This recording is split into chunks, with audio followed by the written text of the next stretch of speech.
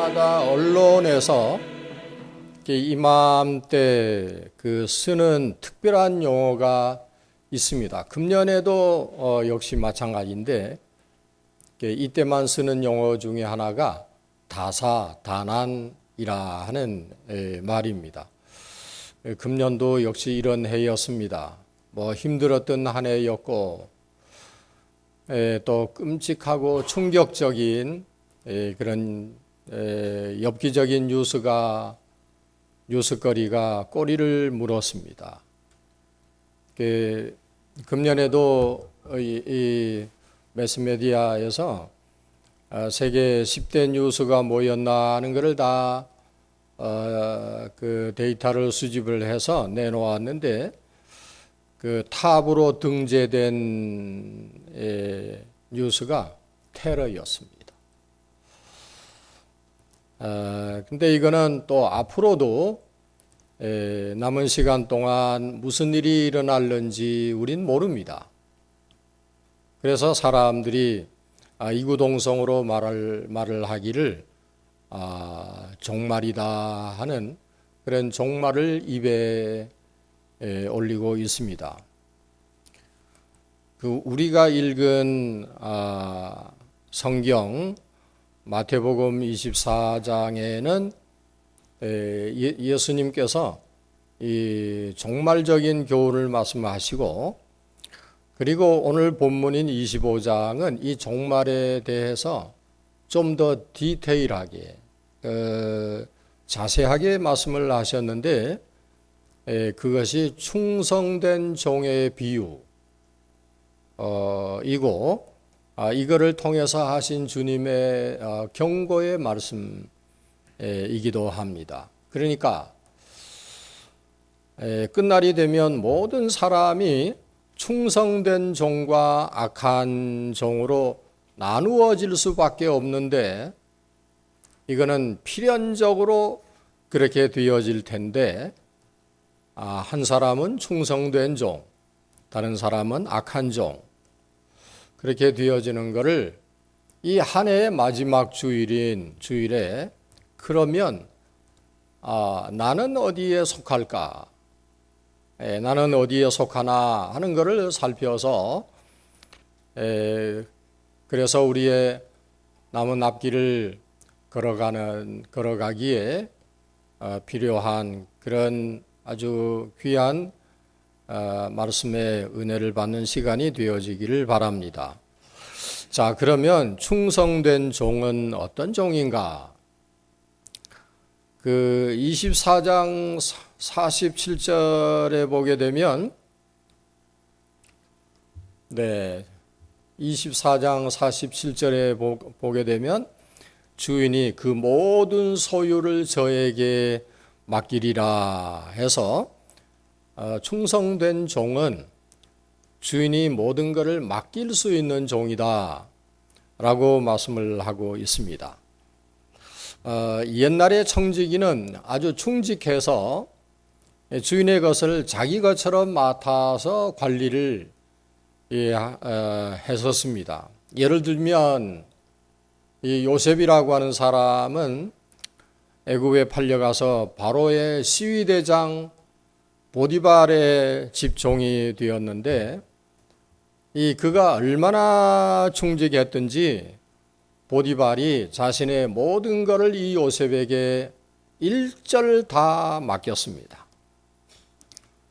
물론 일을 하다가 보디발 아내의 모함으로 감옥에 갇히게 되는 사건도 생겼지만, 그 감옥에서도 이번에는 감옥의 그 간수가 그에게 감옥의 모든 일을 또 맡기는, 여러분, 간수가 죄수에게 그가 하던 일을 다 맡긴다 할 만큼 요셉은 그리 충성된 사람이었다 하는 것입니다. 우리가 신약 성경에서 많이 강조하는 믿음이라고 하는 이 용어, 이 단어는 글자 그대로 맡긴다 하는 그런 뜻을 지니고 있습니다. 믿음이라고 하는 것은 나를 온전히 하나님께 맡기는 것. 우리가 만약에 그렇게 한다면 나를 온전히 하나님께 맡기게 되면 하나님도 우리를 믿고 그분께서 다 알아서 해 주실 줄로 믿습니다. 우리가 그 악한 농부의 비유에서 보게 되면 이 포도원의 주인이 농부들에게 포도원을 맡기고 다 맡겨버리고 먼 나라로 여행을 갔다 그랬습니다. 근데 먼 나라로 여행을 갔는데도 이 주인은 언제쯤 포도가 결실한다는 것을 용케 다 꿰뚫어보고 그래서 그 포도를 딸 때가 되어서 이 주인이 종들을 보내죠. 그러니까 농부가 먹을 것과 주인에게 바쳐야 할 것을 딱 이렇게 계산을 해서 소출을 가져오게 했는데 그런데 이 농부들이 수확한 것을 바칠 생각을 안 하고 다 엉덩이 밑에 깔고 앉아버렸어요. 다 깔고 앉아서 그런 다음에 주인이 보낸 종들을 다 때려서 내쫓아버렸습니다. 그러자 이 소식을 들은 주인이 그 다음 스텝으로, 그 다음 단계로 농부들이 설마 내 아들에게는 복종하겠지 그러면서 이제는 아들을 보냅니다. 그러나 이 농부들은 아들이 오자 이놈은 주인의 상속자가 아니겠는가, 이 상속자를 없애버리면 이 모든 것들이 다 우리의 것이 되겠구나 그러면서 이 아들 상속자를 죽여버리자. 그렇게 한 사건이 예수님의 십자가 사건입니다. 그 아들을 죽이게 됩니다. 그러니까 주인이 미리 마태복음 21장 41절에다가 이미 그렇게 주인이 이렇게 얘기를 한 것이 나옵니다. 이 악한 자들을 진멸을 하고 포도원은 제때 실과를 바칠 만한 다른 농부들에게 세를 줄지니라.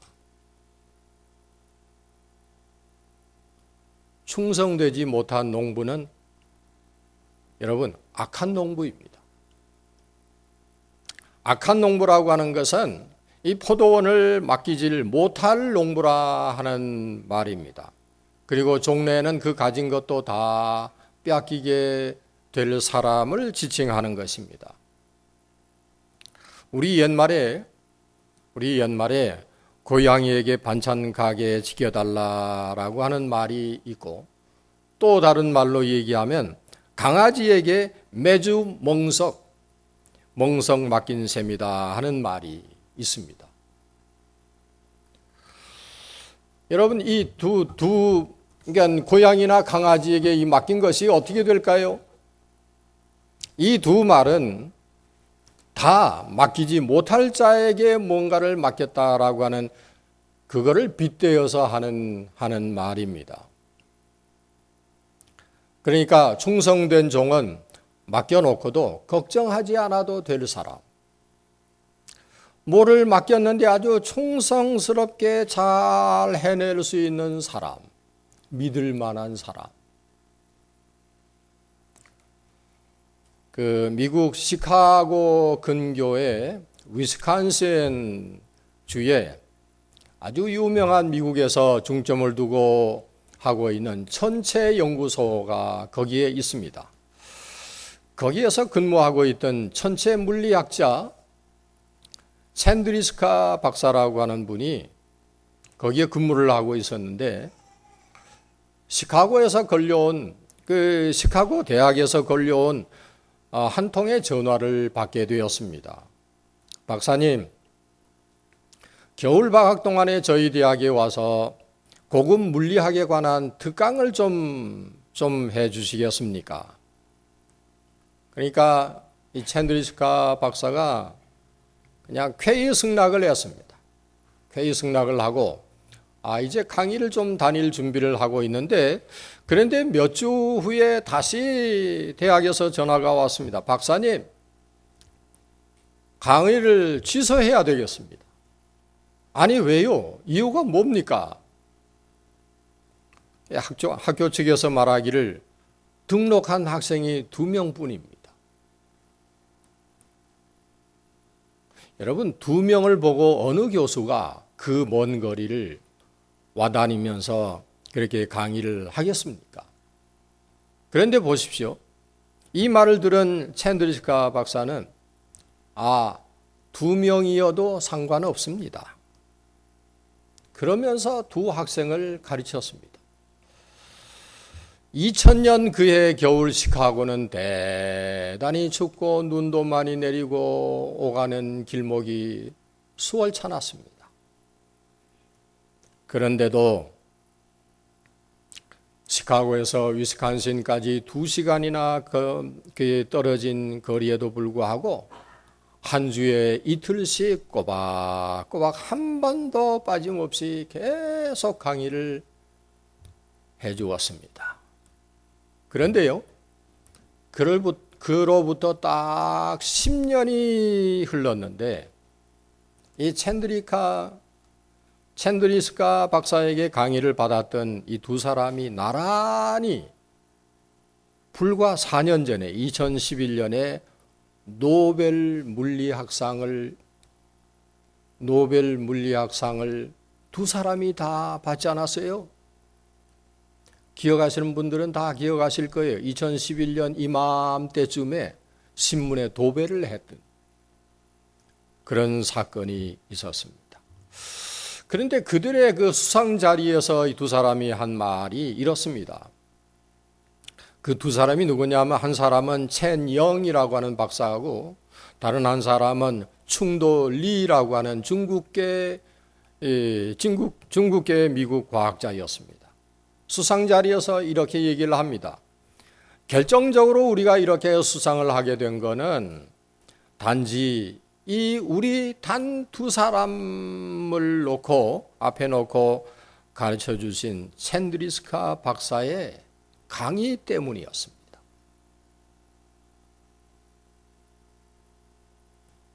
상황을 따지지 않고, 아이고 오늘은 비가 오네, 오늘 좀 더웁제, 교회 가는 거 그냥 다음 주에 가자. 새벽 기도 가려고 그러면 옆에서 바지를 끌어잡습니다. 오늘은 그냥 쉬라고, 가지 말라고. 상황은 다 있습니다. 그런데 상황을 따지지 않고 자기 맡은 일을 충실하게 한 결과가 그렇습니다. 누가복음 16장 10절을 읽어보면 주님이 그러셨어요. 지극히 작은 것에 충성된 자는 큰 것에도 충성하고, 지극히 작은 것에 불의한 자는 큰 것에도 불의한다. 제가 한 몇 개월 이렇게 목회를 해보니까 우리 교회에서도 마찬가지인 것 같아요. 한 가지, 그리고 보잘것없는 작은 것에 충실한 사람은 다른 일에도 충실하더라고요. 집사님 이번 주일에 성경 봉독 좀 해주세요. 그러면 예, 하겠습니다. 집사님 이번 수요일 날 나오셔서 기도 좀 해주세요. 그러면 예, 하겠습니다. 성경 봉독, 설거지, 안내 맡는 거, 무엇이든 나에게 주어지는 일이면, 내가 못할 일이면 배워서라도, 내가 잘 모르는데 내가 조금 연습을 해가지고 며칠 동안 훈련을 해가지고 하겠습니다. 우리 속담에 그런 얘기 있잖아요. 티끌 모아 중산이라고. 티끌 모아 태산이라고. 하나 하고 요거 모이고 요거도 단추 밑에서부터 단추 하나 달고 둘 달고 마지막까지 다 달면 요렇게 제가 불편 없이 입고 다니는 양복이 되지 않습니다. 하나님께 충성하는 사람은 또한 사람에게도 충성을 다하더라고요. 제가 오늘 일부 예배 때도 이 말씀 드렸는데, 제가 우리 교회에 처음 부임해 왔을 때, 아이고 처음 와가지고 뭐 알겠습니까? 그런데 좀 그 뒤숭숭하고 어수선하고 그런데 제 오피스에 딱 가니까요. 아름다운 꽃이 이렇게 딱 꽃병에 꽂혀져서 딱 꽂아놓고 우리 교회 오심을 환영합니다. 그렇게 쓰고는 이름을 안 밝히고 기도하는 자, 기도하는 사람. 됐지? 얼마나 감사하든지. 아, 이 교회 되겠구나. 되겠구나. 제가 감동을 받았습니다. 결혼한 남자 두 사람이 그들의 결혼 생활에 대해서 이런저런 얘기를 나누면서 결혼 생활이 행복하기는 하지만 때로는 문제가 있다고 서로 인정을 하는 얘기를 나누다가 그런데 그 중에 그 한 분이 문제가 있을 때 그 문제를 어떻게 해결하는지에 대한 얘기를 해주는데 나는 아주 중요한 한 가지를 발견했습니다. 나는 이제 항상 마지막 말을 어떻게 해야 하는지를 알고 있어요. 와우, 어떻게 하는데요? 다른 남자가 물었더니 남자가 대답하기를 쉬워요.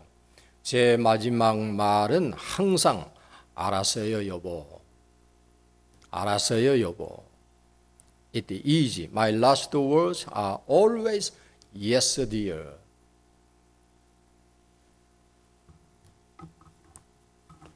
제 생각에는 이 말은 하나님께나 하나님 앞에서나 사람 앞에서나 항상 그리 말을 해야 되는 게 아닌가 싶습니다. 우리 다 같이 한번 Yes, dear. 예. 잘하시는데요. 제가 이 시간쯤 되면 영어가 좀 됩니다. 두 번째 충성된 종은 어떤 종이냐 하면 24장 46절에 보니까 주인이 올 때 그 종의 이렇게 하는 것을 보면 그 종이 복이 있으리라. 예수님의 달란트 비유에 아까 보니까 달란트 비유에는 두 종류의 종이 등장합니다. 충성된 종과 그리고 악한 종입니다. 충성된 종의 반대는 불충한 종이 아니라 악한 종입니다. 충성의 반대가 불충인 줄 알았더니 아니에요. 충성의 반대는 악한 거예요. 불충은 그 자체가 악한 것입니다. 이 충성된 종은 주인이 올 때까지 변함없이 충성합니다. 그런데 악한 종은 주인이 올 때까지 이 사람도 변함없이 게으릅니다.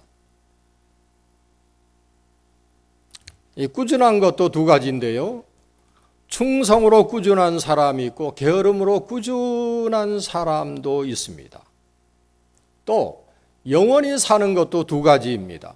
천국에서 영원히 사는 것이 있고 지옥에서 영원히 사는 것 중 그 중 둘 중에 하나입니다. 변함없이 게으르다면 지옥에서 영원히 살게 될 것입니다. 야곱은 우리 구약 성경에 나오는 야곱은 외삼촌 라반의 집에 가서 자신이 사랑하는 그 라헬을 얻기 위해서 7년을 하루같이 일을 하였습니다. 그런데 삼촌 라반은 유대 풍습에 둘째 딸을 먼저 주는 법이 없다면서 첫째 딸 레아를 주었습니다. 그러니까 야곱은 다시 라헬을 둘째를 얻기 위해서 7년을 더 일합니다. 이때도요, 성경을 보니까 7년을 하루같이 일하였다라고 했습니다. 그러니까 이 둘째 딸 라헬을 얻기 위해서 몇 년을 일했습니까? 14년간을 일을 하였습니다. 바로 이 꾸준한 마음이 충성입니다. 저 같으면, 대부분의 사람들 같으면 장가 안 가고 말지. 그런 고생을 왜 해? 그리고 자리를 박차고 나갔을 거예요. 7년 더 일해 그러면 문 쾅 닫고 나가버려. 사직서 내고 나가버렸을 거예요. 이렇게 남의 집에서 14년을 한결같이 일할 수 있는 이것이 야곱의 성공 비결이었습니다. 충성은 자신에 대해서도 충성합니다. 자신에 대하여 불충한 자는 남에 대해서도 더 불충을 하게 되어 있습니다. 서점에 가니까 많이 팔리는 책 가운데 하나가 메가더 장군의 회고록이더군요. 번역도 잘 됐고 책이 아주 잘 나왔습니다. 이 메가더 장군의 회고록에 다음과 같은 얘기가 나옵니다. 1950년 한국 전쟁이 터지자 이 양반이 미 연합군 총사령관직을 맡아서 그래서 한국 전황을 살피려고 한강 인도교에 도착을 했습니다. 그리고 도착을 해서 쌍안경을 탁 끼고 서울 근방 한강교, 인도교, 잠수교 다 훑는데 돌아가는데 딱 뭐가 하나 눈에 들어오는 게 있었습니다. 이미 이때 한강 인도교는 폭파되어 있었고, 그리고 강 건너편에는 이미 인민군들이 모여오기 시작하였습니다. 그런데 쌍안경 안에 들어온 딱 열중시열을 자세를 하고 있는 군인 한 명이 들어왔는데, 이 군인이 메가더에게는 너무너무 이상하게 보인 거예요. 그래서 자기 집차로 그 병사에게로 달려갔습니다. 달려가서 병사에게 물었습니다. 자네 왜 끊어진 다리 앞에 이러고 서 있느냐? 병사가 대답을 합니다. 이거이 제 임무입니다. 이상하게 생각한 메가더가 다시 물었습니다. 언제까지 여기 서 있을 작정이냐? 병사가 답변하기를 새로운 명령이 제게 하달될 때까지입니다. 여러분, 그 당시에 전세는 아주 위급한 상황이고 지휘계통은 다 무너졌습니다.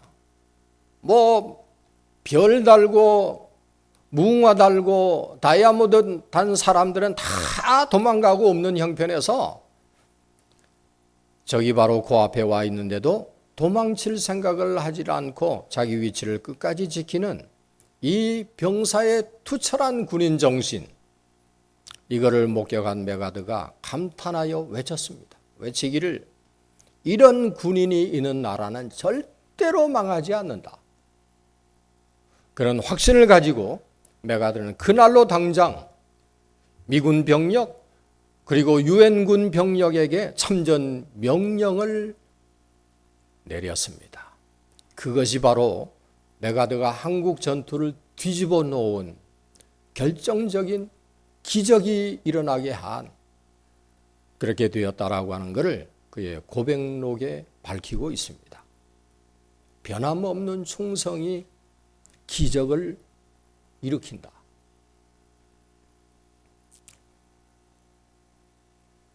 제가 좋아하는 시 가운데 한 편이 서정수 시 하면 다 아시겠죠. 그 시 이름이 국화 옆에서.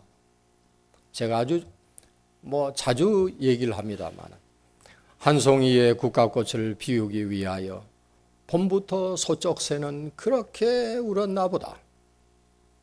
한 송이의 국화꽃을 피우기 위해 천둥은 먹구름 속에서 또 그렇게 울었나 보다. 중약.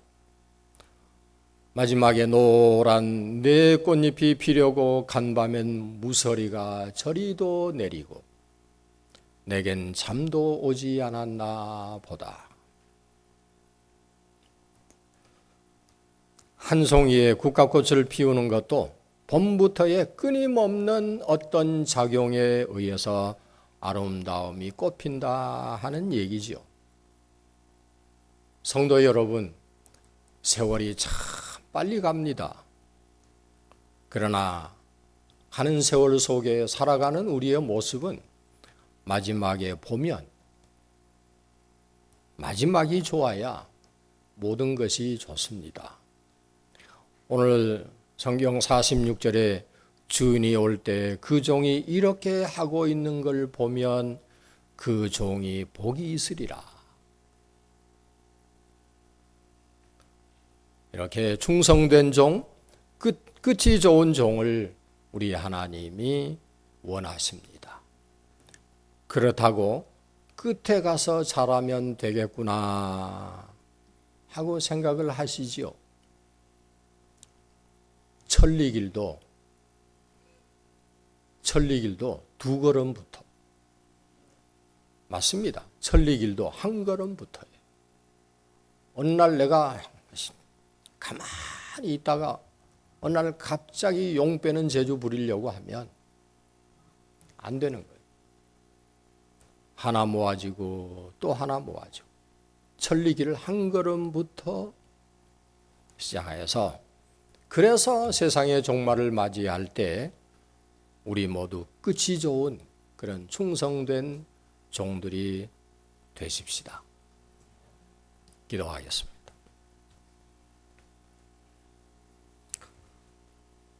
주님, 이 한 해 정월 초하루 날 우리가 시작할 때 마음 아시지요?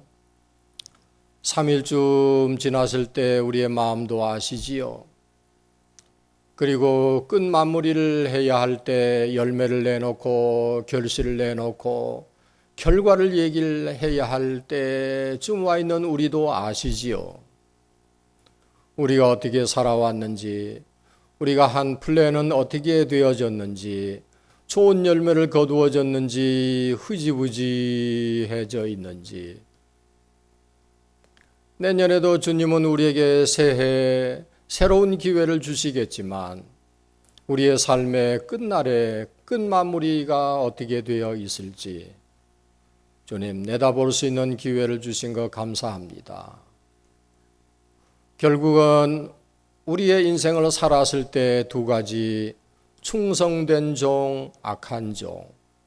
그 중에 나는 어떤 인간이 어떤 모습이 되어 있을까? 라고 생각하고